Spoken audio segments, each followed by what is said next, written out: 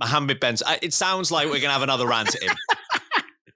It might not actually be the case this time, but he did say something at least semi-interesting, which is that he's raised the possibility of reintroducing V10 engines to Formula One. Of course, 2 decades after they were phased out. The last time the F1 field was fully powered by V10s was in 2005. Ben Sulayem made his comments in a social media post referencing the F1 75 launch event in London, which took place a few days ago.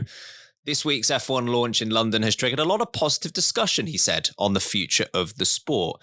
While we look forward to the introduction of the 2026 regulations on chassis and power unit, we must also lead the way on future technological motorsport trends. We should consider a range of directions, including the roaring sound of the V10 running on sustainable fuel. Now, this is an interesting one to bring up. Where engine regulations are heading from 2030 onwards, I think, is still a bit of an open discussion. Of course, he's wading in here. Is it a realistic option, first and foremost? Harry Reid is absolutely devastated that he doesn't get to speak on this topic. True. That man, I'm sure, will be listening to us now, yelling at the radio. It's diabolical. Diabolical, I'm sure. Is it realistic? Is it plausible? Is it feasible? Is it something that actually we should even be bothering to consider with how the world is moving in this day and age? Well, to be boring to begin with, on the roads currently, there's a real crossover at the moment still, especially in the UK, between diesel, petrol and electric cars, and hybrids, of course, sit in the middle there. And there are a lot of electric cars up and down the grid, but are electric cars truly sustainable? They're probably a good step up on the likes of, pure hardcore petroleum gas, burning that fossil fuel straight into the air. Not good. But equally, there are. Let me write that down. Yeah, not good. Scientific approach there. Yeah. But also, there are a lot of hidden elements to electric cars that pose threats and negativity to the environment. And we are talking about Formula One here as a factor. F1 is not a green sport. F1 is not a good thing when it comes to the environment. And some argue that we should just embrace that, you know what? Sport is entertainment, and changing F1 isn't realistically going to change the world and its approach to its carbon footprint. But as Mohammed Ben Sulayem, I can't believe I'm about to say this, has rightly pointed out, Formula One is at the cutting edge of automotive and technological development, and the way it shapes a lot of progression when it comes to cars, and cars do a lot of the polluting of the air. So whether it's mining lithium in the likes of Nigeria, or it's burning petroleum gas in your car from the Middle East or wherever it might be, both are bad. And so having a sustainable method that is good for the environment, that also grants us the pleasure of hearing a screaming V10 roaring down the back straight at Silverstone, for example, which is a pleasure that, it sounds ridiculous, has still not been matched since I was about 8 years old, or whatever it was that they actually made that transition. I would truly and joyfully want to hear that sound again and it be a regular thing. Now, I've also seen a few comments that people said, it's too early. We haven't even had the new regulations coming yet. We've still got the new ones coming in 2026. Why is he doing this? Is it to garner some merit, some praise after the boos from F1 75? And whilst that is definitely a complimenting factor, and I don't disagree with that argument, you definitely could have this point in your back pocket until you need another positive to come out with. It does also make sense to be jumping in the conversation as early as possible, right? 2030 are the next regulations, as you said, Ben. That's when we're going to get the next big change. And the amount of cost, the amount of energy, the amount of planning that these manufacturers and the regulations and everyone has to go into to make sure that this is viable and feasible, it has to start this far back. It has to be put into practice now. You can't, get to New Year's Day, 2029, January 1st. Should we do V10 sustainable energy? Yeah, go on then. Yeah, go on then. 12 months. Let's knock them up. Doesn't work like that. Now, if you want to attract the big suppliers in the world that could bring engines, the ones that we're missing, your Toyotas, your Porsches, you want to keep your Hondas, you want to make sure that Ferrari sticks around forever, Mercedes aren't going anywhere. You do have to have these conversations bright and early and understand, actually, if Mercedes and Ferrari both turn around and go, we are never making a V10 in our lives ever again, and we hate sustainable fuels, it's probably not going to be the way that F1 goes. But it's logical to have that conversation now. But I 100% think he's brought this up because the FIA got booed at the F1 75. Quite possibly. I find that whether this is realistic or not, I've got two sides of myself competing with one another, almost angel and devil on each shoulder. Yep. And you've kind of got one side going, yeah, V10 engines, loud, yeah, power. And then the other side of me is like, hang on, is it realistic? Maybe not. We can all dream, Ben. Yeah, that's the thing. I think no, I'm not. I'm not certain on this one. Modern F1, the modern F1 engines and the regulations around them have been, I guess, created with a lot of the manufacturers' support and with them in mind, and it's helped. I guess you can't say grow yet, but potentially grow the sport with the likes of Audi joining, General Motors joining, Honda joining / staying, whatever you want to call them. And maybe even some other, maybe Mercedes would have left if it didn't go down this path. You don't know that. And I'm not saying that by 2030, we should carry on with exactly what we have now, but you are going to need, and it's get a little bit sad that it is this way, but you are going to need overwhelming support from all of these manufacturers. Otherwise, I just don't see it happening. And ultimately, whilst even with sustainable fuel, are the V10s as road relevant as they were 20 years ago? Probably not. And that might be, that is a factor, right? That is going to be a factor for at least some of the teams.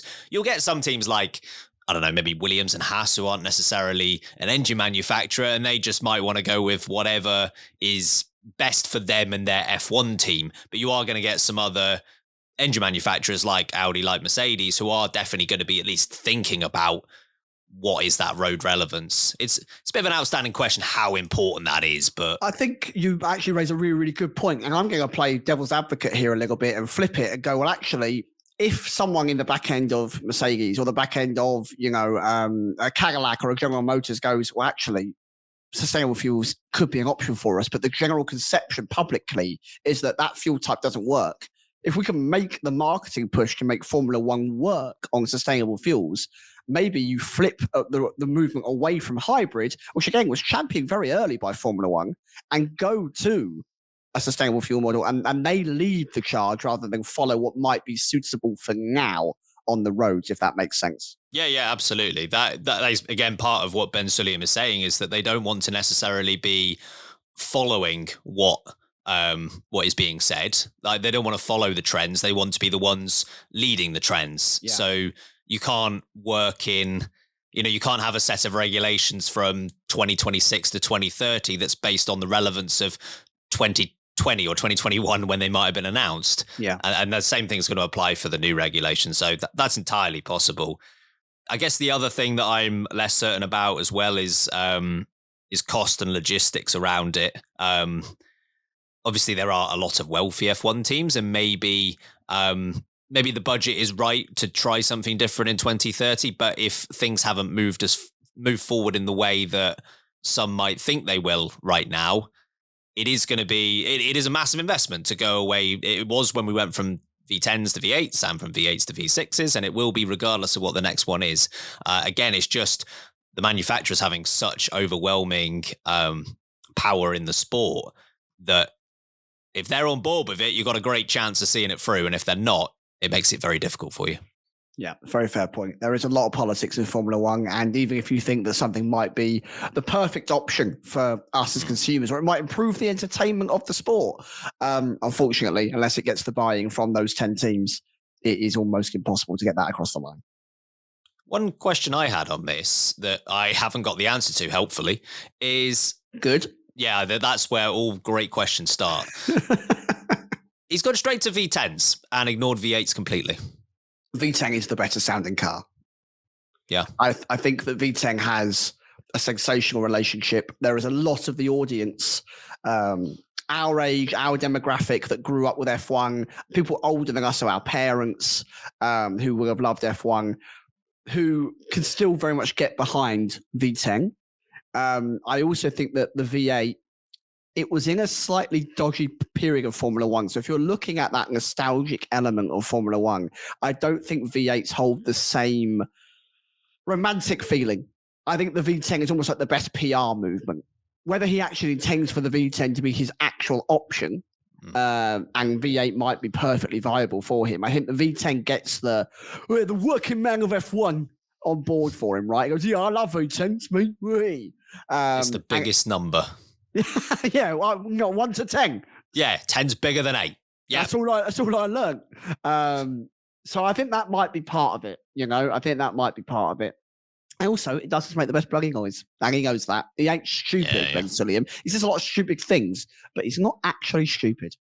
The thing is, as well, if there is going to be a change from V6 to whatever, you need to be like 100% fixed on whatever option that is, rather than, because someone might say, well, what if V10 is the ultimate destination, but you go to V8 as a bit of a stepping stone? You can't really do that, because the amount of money, again, logistics and cost surrounding changing the engine formula, by the time you've absorbed all of that, you're going on to the next one again. Like, you've got to be committed to whatever direction you go, regardless of which direction that is. I think the biggest question is, and I think this is what we started with, so I'm ending the whole point on my question, is logically, is this the right move for Formula One's future? Are they going to stay relevant? Are they going to be useful to manufacturers so they can come and use this not just as a marketing exercise, but as a technological exercise?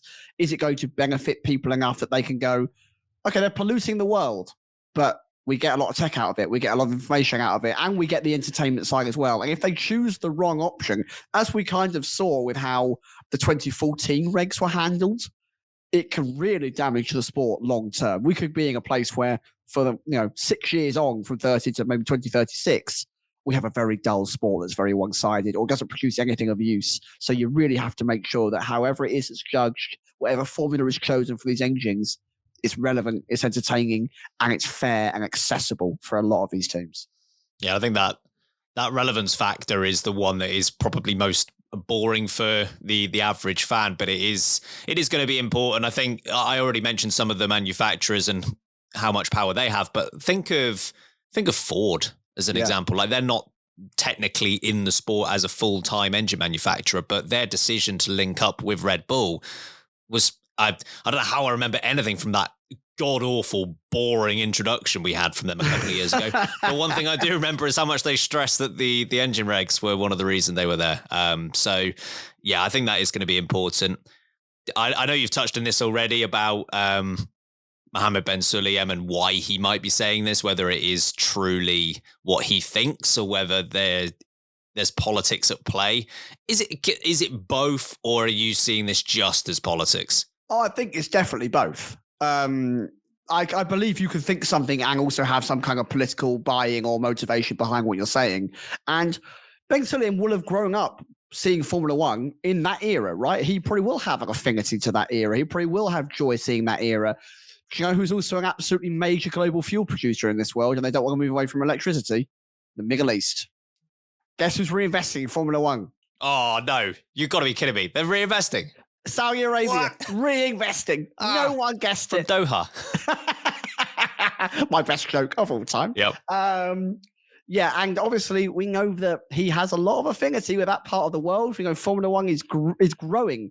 It's allegiances, its dependency in some ways on that part of the world. They won't want to have electric cars. They won't want that. And this is speculation. This is me just kind of thinking logically. It rarely happens, but that to me does have some logic to it. That the region that is probably pumping the most cash into Formula One right now, the development of the core part of it that drives these actual cars, could very quickly flip away from a product they simply don't produce and doesn't make them any money. Yeah, I landed on the same sort of opinion. There's a good dollop of politics involved in this statement, and I arrived at the same conclusion after the hammering that Mohammed Ben Sulayem and the FIA took at F1 75. This is just a really cheap way to get some favor. Like, the way I immediately thought of it was, sometimes when you got a wrestler talking and they just mention like the whatever city they're in just to get a cheaper. How we doing in Chicago? Yeah, right. That feels like this tactic from Mohammed Ben Sulayem. How about V10s though? Am I right? Woo! To be fair, that's me. Woo! Yeah, I know. He's got us hook, line, and sinker. Immediately, I'm your best friend now. I forget everything I've ever said about you. You're absolutely right. This is another example, I think, of Mohammed Ben Sulayem finding a way in the media to shoehorn whatever the hell he wants to into conversation. Because when he says, This week's F1 launch event in London has triggered a lot of positive discussion on the future of the sport. Has it? Full stop. I've not seen a single piece of discussion. Right. I think we spoke about this off air. We look at all the news ourselves, right? Yeah. No discussion. I think when we were in the studio the other day, we were talking about how, like, some people liked F175, some people didn't. But regardless, everyone's kind of just got on. It's like, yeah, all right, it happened. No, I don't think anyone's come out of it like, now we really need to talk about the future of this sport, you know. Thank God F175 spoke about this, because it's a topic that's been needed to be broached for a long time. No one. And the next thing, you know, he's talking about V10s. It's like, yes, you've managed to somehow mention this despite not being asked about it whatsoever, had no relevance to anything really, but you wanted to make a point, so you found a way to make a point. Not a single engine was actually fired up in F175. All the cars were wheeled out on trolleys. Ironic. What engines talked about once? No, not relevant. Well, all those positive discussions, eh? Let's take our first break on this episode. On the other side, we've got news from McLaren. One day you should do a first break like Mohammed Ben Sulayem. Maybe we should take our first break. I don't know. You know. Maybe we should. Maybe we'll bring back V10s. Maybe we shouldn't.